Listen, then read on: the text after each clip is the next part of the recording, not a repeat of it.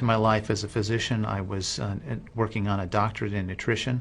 I have a bachelor's and a master's degree in nutrition and completed my PhD coursework prior to starting medical school. So my background really began in nutrition. When I entered medical school, I was sort of trained like most allopathic physicians that our job is to diagnose disease and to treat it with medication and surgery when necessary. And so I followed that model for the first few years of practice. I began to turn back towards my nutritional training and trying to help them understand nutrition as well as exercise physiology and activity as a means of helping them improve their health and reverse some of the chronic diseases that I was seeing on a regular basis. Many processes within our bodies produce free radicals. Free radicals are entities that have lost an electron. They are positively charged. They come from the breakdown of foods, from the breakdown of toxins, and they enter our bloodstream.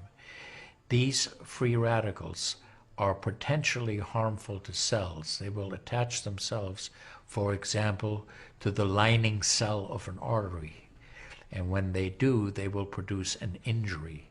That injury will create a response in the body trying to heal it. Platelets will come from the blood and try to plug that injury. And in the process of making a clot, in the process of then bringing in scavenger cells to repair the damage, the blood vessel is damaged. That's one of the theories of atherogenesis. I've been here for over 20 years as a dentist, and prior to that I was a dental hygienist. When I worked as a dental hygienist, I got very interested in nutrition and the nutrition and how it relates to the teeth and how it relates to the person. I've been asking every patient, most of the patient comes every 3 years or so. So I observe every year carefully, and I tell them your colon becoming very firm and tight and developing more pockets. So you have to change your diet, to my diet. Then they improve year by year. That's at least like 2 years, 3 years later, their colon becomes soft and pliable. Even you have a lot of pockets, diverticulosis, which can create thickening of intestinal, the muscular layers. So this diet and the water can change your body situation. I tell my patients that we are one big biochemical reaction. Everything that's happening in our body is a biochemical reaction. And for biochemical reactions to occur, we need a solvent. And the solvent in our bodies is water. So there's no question that the most important thing that we can do is hydrate our bodies. Acid reflux, as you know, is a huge problem in our country. People who are obese tend to have it because their stomach and their gastroesophageal junction gets shoved up into the chest. Their lower esophageal sphincter isn't tight, and the esophagus is squamous epithelium. It's a different lining from the stomach, and it doesn't tolerate acid. So when the valve that connects the stomach to the esophagus, that interconnection doesn't function, the acid suddenly starts bathing this lining of the esophagus in acid, and it can't tolerate it.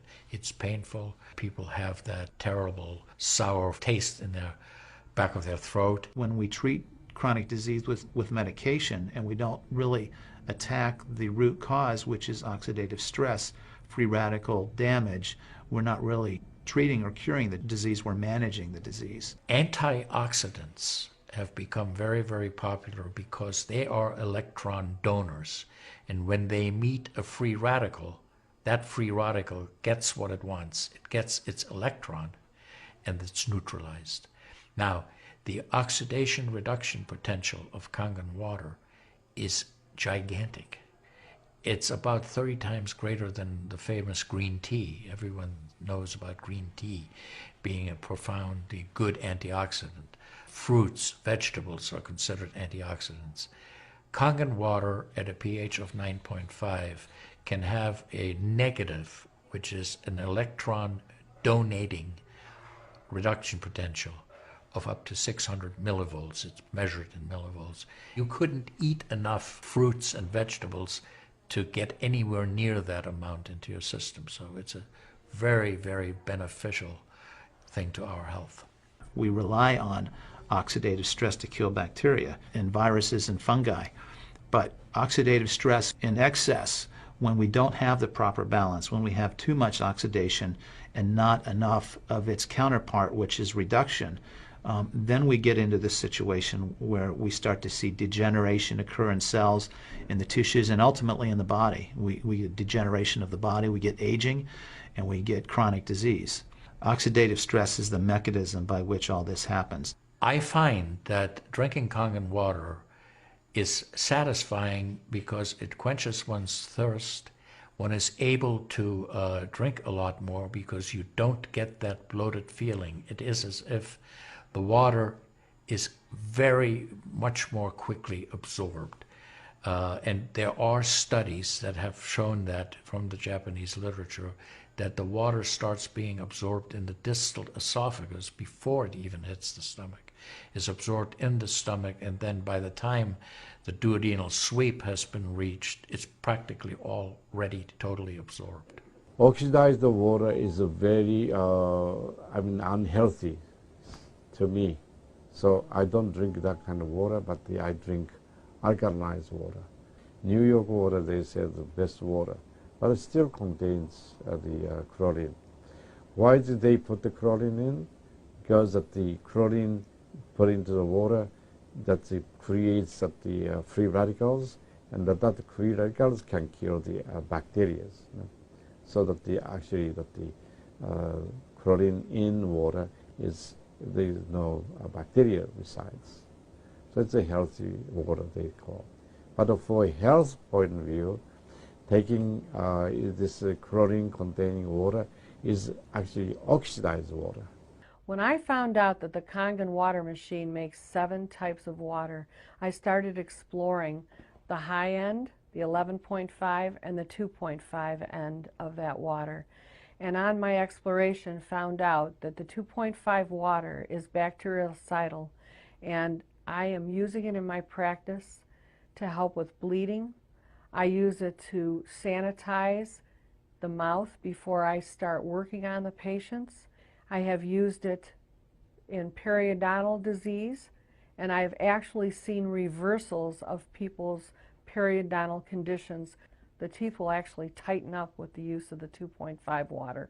The Japanese have done a tremendous amount of work on using ionized water for wound care. There's a lot published in the Japanese literature and also now in American literature about using pH 2.5 water for bactericidal purposes. Staph aureus, for example, cannot survive in 2.5 pH water. The kill ratios are dramatic for this, and so it stands to reason that this would be beneficial for contaminated wounds or even infected wounds. The Japanese, for example, treat diabetic ulcers with ionized water with a low pH and find that to be extremely successful. They also have published a lot on it, and the before and after pictures are very dramatic. The pH 2.5 water has tremendous antibacterial properties against both gram-negative and gram-positive organisms. The benefit for me as a physician to use water to treat bacterial infections is phenomenal. Number one, water's cheap. Secondly, it's very effective. We've seen through studies, and I've seen through my own observations with patients, that it's very effective. And thirdly, there's no side effects to it. With the standard American diet, it's actually very sad. I mean, that is what it stands for. Standard American diet is filled with sugars and the high energy drinks, and even the bottled waters, the potato chips and the pizza, and the things that these children are getting in the vending machines. All of that is acidic. And now, with Kangen water, we have an alkaline water that actually will help reverse what conditions may occur using all those acidic items in our diet. You think the skin is only young? No, artery is young too. So I did the CT scan, my coronary artery, and my coronary artery didn't show any narrowing or stricture. most of people who are eating a lot of beef, meat, and a lot of oxidized waters, they tend to develop more narrowing strictures. And many people, even in the 50s, they had the bypass procedure, the stenting, all kind of problems in the artery. Definitely the drinking alkalized water and ionized water is more beneficial for us, for our health. One of the things that you learn is called primum non nocere. Above all, do no harm. That is the duty of a physician. It dates back to Hippocrates. None of us want to do harm. What we should do, and I think when we're convinced of something that is really truly good for people, we should go and recommend it to people. Anytime our body sees protein that it doesn't recognize, we have the susceptibility to cause an inflammatory reaction or an allergic reaction. I think that helps me understand why so many asthmatics and why so many people with allergic rhinitis and other allergies do very well with this water in terms of controlling their allergies, because I really do think there's a connection there with incompletely digested proteins through the typical American diet that we consume. Periodontal disease affects 75% of the population. And periodontal disease is a silent disease of the mouth. In other words, you don't really know you have it until it's too late. What I have found is that we do comprehensive cleanings on people to try to get their mouth healthy again. But we use as an adjunct the acidic water that we make here at the office with our Kangen machine, and we use it under the sulcus of all the teeth, in other words, around the teeth and the gums, to clean all the bacteria during our procedures. And we also send the patient home with the water, because I'm sure you've heard the eyes are the mirror to the soul, or the mouth is the mirror to the rest of the body. There is so much evidence that we're doing good.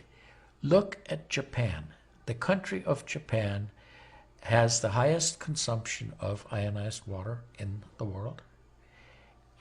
Now, I'm not saying it is necessarily a direct effect, but they are also #1 in overall health care in the world and #1 in longevity in the world. When we compare that to the United States, we're number 38 in longevity and in overall health. The Cubans have better health than we do. We need to respect the fact that we have all these built-in mechanisms to help us fight disease, to maintain our health. But we need to support ourselves in that healing process by eating natural foods, by drinking the right type of water, by managing stress, by getting plenty of exercise and plenty of oxygen to our lungs. This is a very important. You just change your diet very little bit. Enjoy the health, and enjoy your longevity too. I think #1 most important thing is water. To drink water, alkalized and ionized water, which is Kangen water. I'm very excited that Kangen water is here to help both children and adults alike.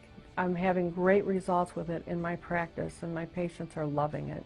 I've had the great fortune in my life to have graduated from one of the finest medical schools in the world, Harvard. I was trained in the Harvard residency program. I've spent my entire professional career affiliated with that institution. One of the best things, next to being affiliated with this great institution, has been my discovery of Kangen water. For those of you who are trying to optimize your health and trying to do everything you can to have good health, to maintain your health, preserve your health, my plea is just try the water. There's nothing more simple, there's nothing more inexpensive, and there's nothing more powerful and effective than Kangen water. In Japan, they have a saying, Mizuo kaereba, jinsei ga kawaru. Translated, change your water, change your life. Do yourself and your family a